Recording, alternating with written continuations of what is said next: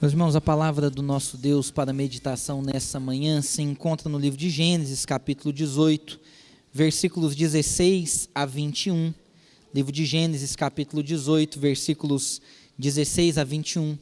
Nós temos pregado uma série de mensagens aqui na igreja, intitulada A Cidade de Deus Plantada na Cidade dos Homens. E a ideia que nós temos passado à igreja é uma preparação. Afinal de contas, esse ano é um ano eleitoral, eleições municipais, nas quais nós olhamos aí para a vida da nossa cidade, para aquilo que nós queremos enquanto cidadãos desse município, que tanto amamos a cidade de Uberaba. E a nossa ideia é fazermos uma jornada com algumas cidades bíblicas e ilustrar a ação de Deus nessas cidades, refletindo a ação de Deus também na nossa cidade. Nós iniciamos essa série falando sobre o Jardim do Éden, essa que foi a primeira atmosfera de adoração, o primeiro lugar que Deus cria para ser adorado.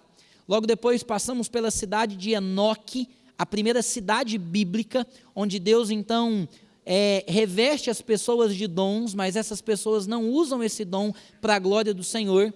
Culminamos então para a cidade de Babel, onde o ser humano de fato chega no ápice de usar aquilo que Deus confere a ele enquanto habilidades para procurar fazer o seu nome conhecido e não o nome de Deus conhecido, onde não há projeto de Deus, não há projeto. E hoje, meus irmãos, talvez a gente chega nas cidades onde o abismo está evidente, as cidades de Sodoma e Gomorra. Gênesis capítulo 18, versículos 16 a 21, a palavra de Deus nos diz assim: tendo-se levantado dali aqueles homens, olharam para Sodoma, e Abraão ia com eles, para os encaminhar.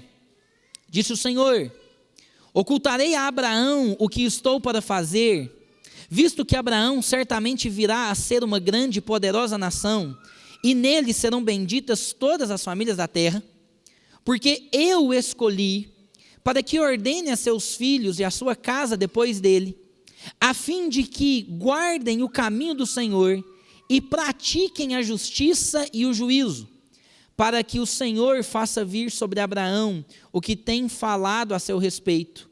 Disse mais o Senhor: com efeito, o clamor de Sodoma e Gomorra tem se multiplicado, e o seu pecado tem se agravado muito. Descerei e verei se de fato o que tem praticado corresponde a esse clamor que é vindo até mim, e se assim não é, sabê-lo-ei. Mais uma vez vamos orar. Deus, obrigado por tua palavra.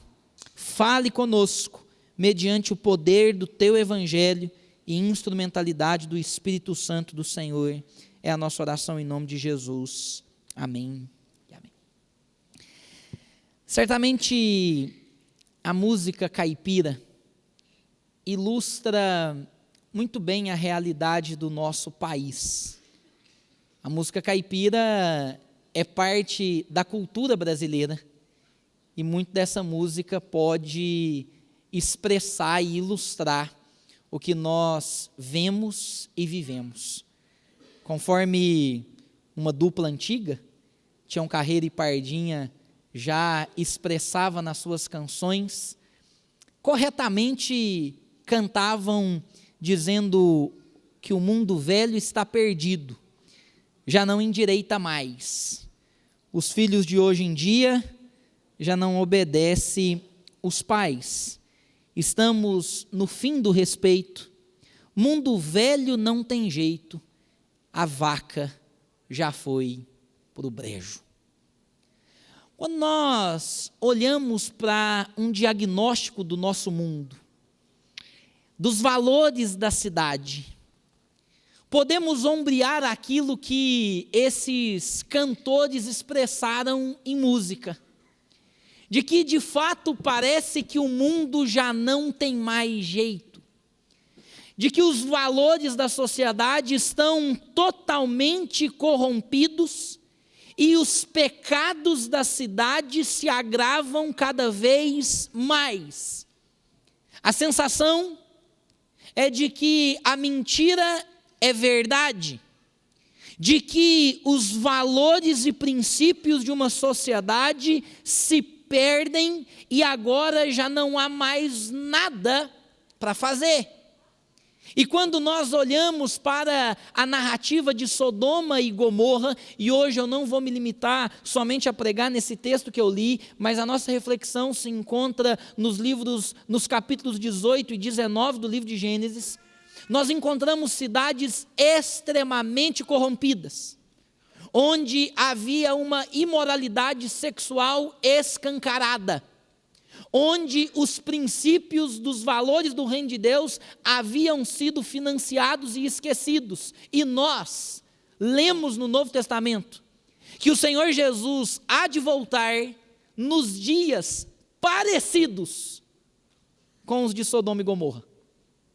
Meus irmãos, se nós não estamos vivendo dias parecidos com o de Sodoma e Gomorra, imagine o que era essa cidade. Imagina o que representava as ações de uma perversidade e de uma imoralidade contínua.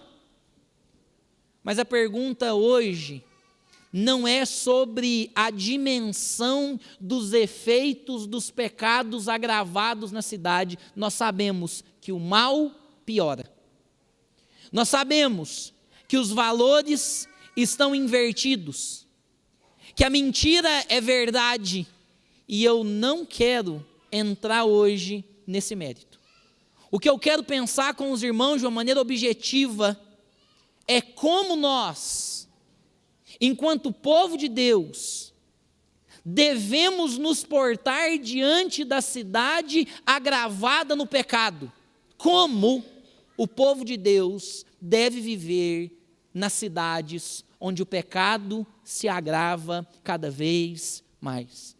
Em primeiro lugar, eu gostaria de destacar o versículo 19, quando nós lemos assim: porque eu, o Senhor, escolhi Abraão a fim de guardar o caminho do Senhor, para que ele ordene a seus filhos e a sua casa depois dele, a fim de praticar a justiça, o juízo e guardar o caminho do Senhor. Sabe como o povo de Deus deve viver diante das cidades imergidas no pecado? Em primeiro lugar, nós devemos guardar o caminho do Senhor. Nós devemos preservar o caminho do Senhor. Lembrem-se que esse texto foi escrito por Moisés, quando o povo de Deus estava se preparando para entrar nas cidades dos cananeus. O povo tinha saído do Egito, estava indo rumo à terra prometida, e quando eles se deparam com a terra prometida, eles reparam que nessa terra, quem habitava ela era um povo mau, um povo perverso. E agora esse povo devia tomar essas cidades para si e não se corromperem nos valores dessa cidade.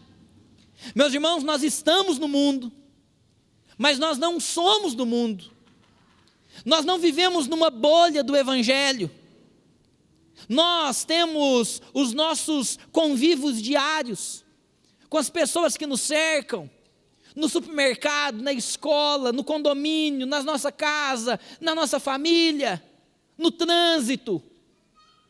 E não espere deles uma transformação de princípio e valor. Nós sabemos o que Sodoma e Gomorra pode fazer, e nós imaginamos até onde vai o limite do coração do ser humano. Não cabe a nós esperar uma transformação do mundo.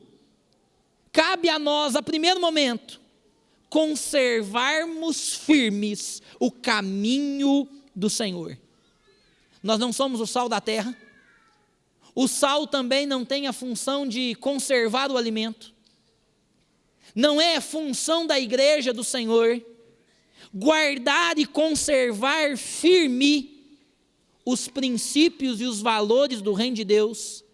Afinal, foi por amor aos eleitos que Deus abreviou o sofrimento nesse mundo. Nós podemos suportar o mal, sim. Nós podemos olhar para as tragédias do mundo, para o sofrimento do ser humano, para a imoralidade e para a troca de valores que esse mundo hoje enfrenta, e conservarmos firmes os valores do Evangelho. Afinal de contas, aqueles que perseveram até o fim, são esses os que serão salvos. Antes de esperarmos qualquer mudança lá fora, precisamos guardar o caminho do Senhor na nossa vida comum e diária. Somos muito bons em tecer as várias críticas a tudo de errado que acontece, mas a devocional diária, que é boa, a gente não dá conta de fazer.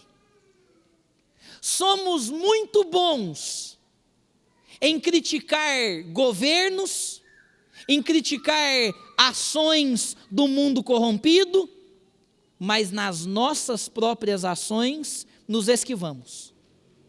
Tiramos a trave que está, tiramos o cisco que está no olho do irmão, mas a trave que está diante do nosso olho, jamais. Meus irmãos, se nós queremos conviver numa cidade corrompida e cheia de pecado, precisamos guardar o caminho do Senhor em primeiro lugar. Precisamos guardar o nosso coração. Precisamos guardar a nossa família. Precisamos blindar os nossos valores, porque muitas vezes, nós criticamos o que o outro está fazendo, mas lá no fundo a gente estava morrendo de vontade de estar no lugar que ele está, fazendo o que ele está, celebrando como ele está celebrando. Não seja hipócrita, guarde o caminho do Senhor. Mas em segundo lugar, para viver numa cidade onde o pecado se agrava, além de guardarmos o caminho do Senhor, precisamos também interceder pela nação pecaminosa. Os versículos subsequentes ao versículo 21 nos fala de uma ação muito interessante de Abraão. Quando Abraão soube do juízo de Deus que viria sobre Sodoma e Gomorra, ele disse assim para o Senhor: o Senhor destruiria o justo junto com o ímpio? E Deus disse: não há justos em Sodoma e Gomorra. Abraão então disse para Deus o seguinte: mas e se lá tiver 50 justos? Deus disse para Abraão: eu preservo a cidade pelos 50. E aí começa um leilão decrescente. Deus disse: se lá tiver 45, eu salvo a cidade pelos 45.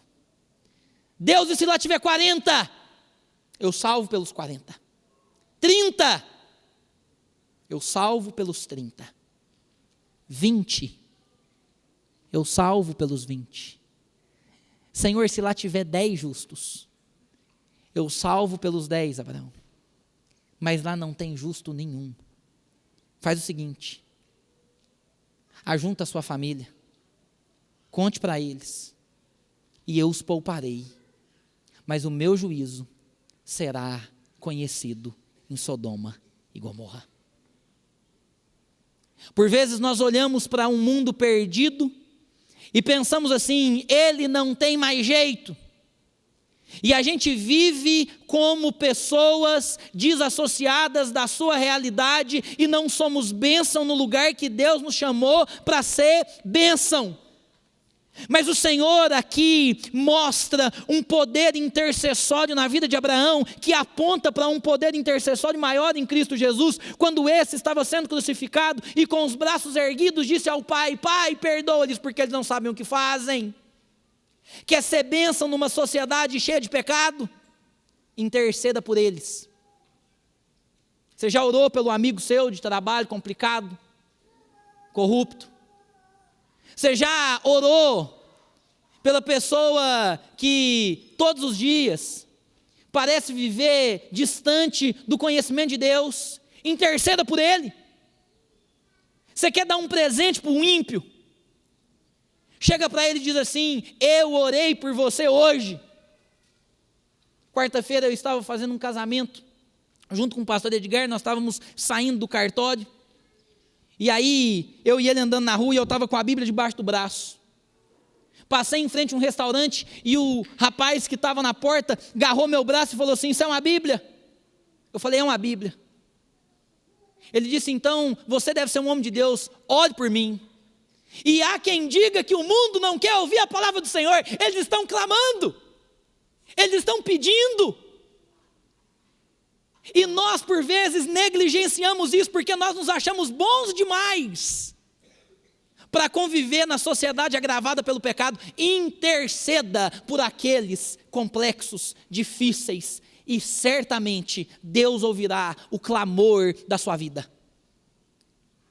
Quer viver numa sociedade agravada pelo pecado? Interceda por aqueles que estão perdidos. Guarde o caminho do Senhor dentro do seu coração e da sua vida, da sua família e da sua individualidade.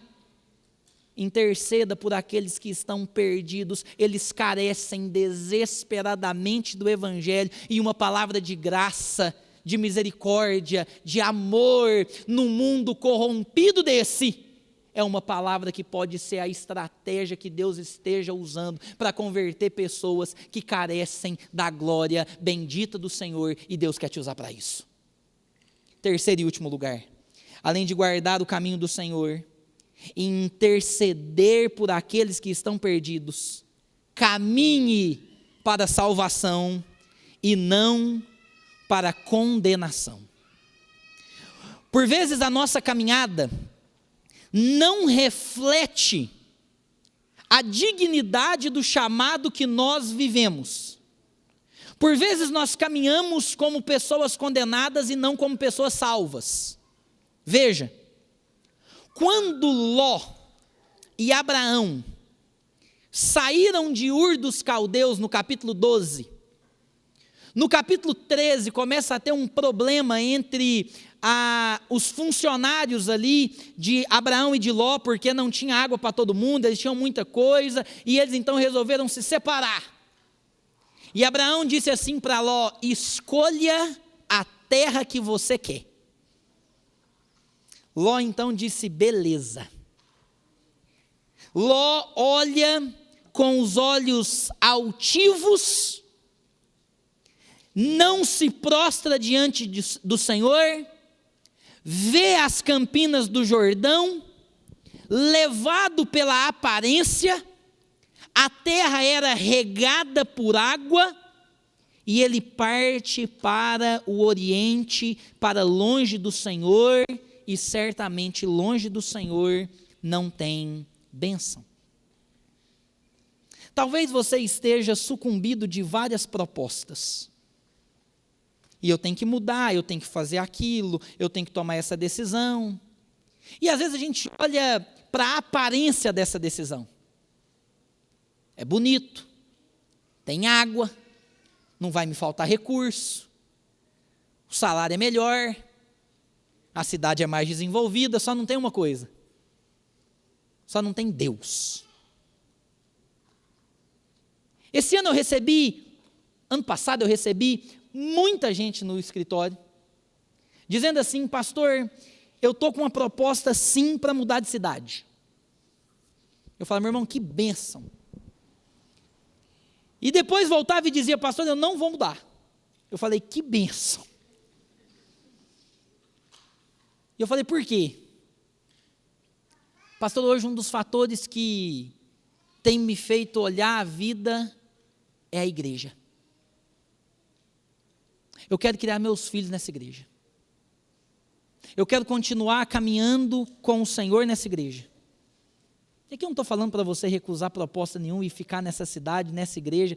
É o melhor lugar do Brasil para você ficar. Mas se você quiser ir embora, não tem problema nenhum. A conotação não é essa. A conotação que eu quero expressar para os irmãos é que nenhuma decisão da nossa vida deve ser tomada para caminharmos para longe do Senhor, mas para caminharmos para perto do Senhor.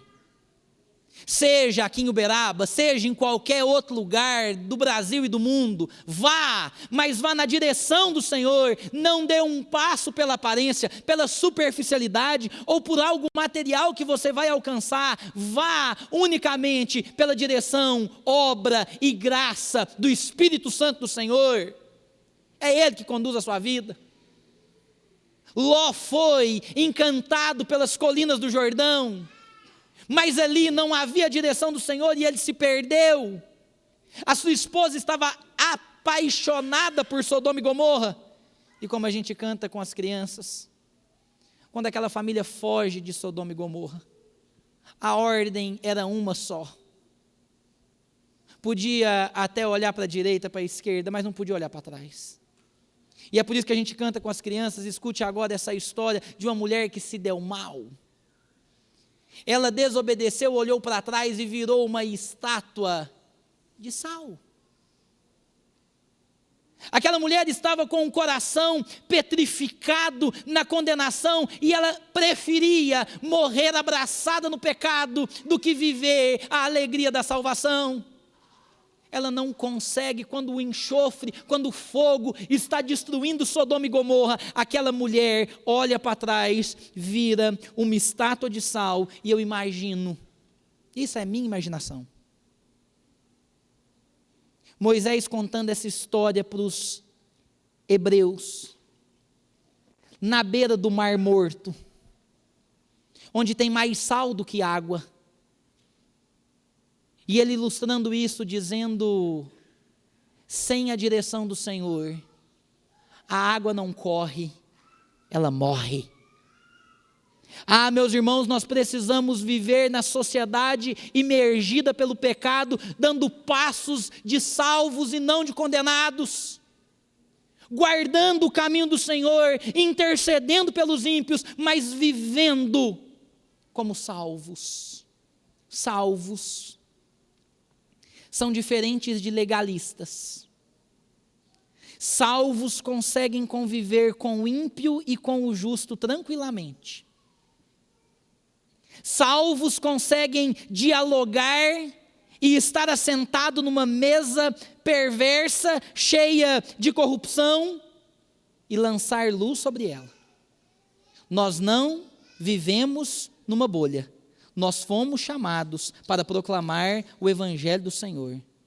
Por vezes, nós queremos condenar a ação do outro, porque o nosso coração está fraco, o nosso coração está sensível, e nós precisamos desesperadamente da verdadeira liberdade que tem do Senhor. Se você não é forte espiritualmente o suficiente, não passe nem perto de qualquer festa ou de qualquer expressão cultural que não proclama a verdade do Senhor. Você certamente vai se escandalizar com o que vai acontecer ali dentro. Mas se você está imergido da graça do Senhor, saiba que é possível ser luz ao mundo sem ter que se misturar com os valores dele. É preciso ser luz sem misturar com os valores dele. Nós só vamos viver numa sociedade imergida pelo pecado quando entendermos que precisamos guardar dos valores do reino de Deus, quando intercedermos por aqueles que estão perdidos e quando caminharmos com passos de salvos e não de condenados. Não seja hipócrita, não seja um crítico que não se envolva, interceda, mas mantenha sempre os limites estabelecidos pelo Evangelho do Senhor. Lembre-se sempre que de Sodoma e Gomorra, uma sociedade pervertida no pecado, Deus resgatou Ló para a glória bendita dele. Estamos na cidade imergida pelo pecado, e Deus tem gente para salvar aqui, que Ele comece a usar a nossa vida para a glória bendita dele, a fim de sermos sal da terra, luz do mundo, para a glória bendita do Senhor. Amém. Amém. Nós vamos louvar ao Senhor com o hino de número 192, cantando exatamente essa verdade. Os encantos da terra não podem dar ideia do gozo dali. Se na terra os prazeres acodem, tais prazeres se findam aqui.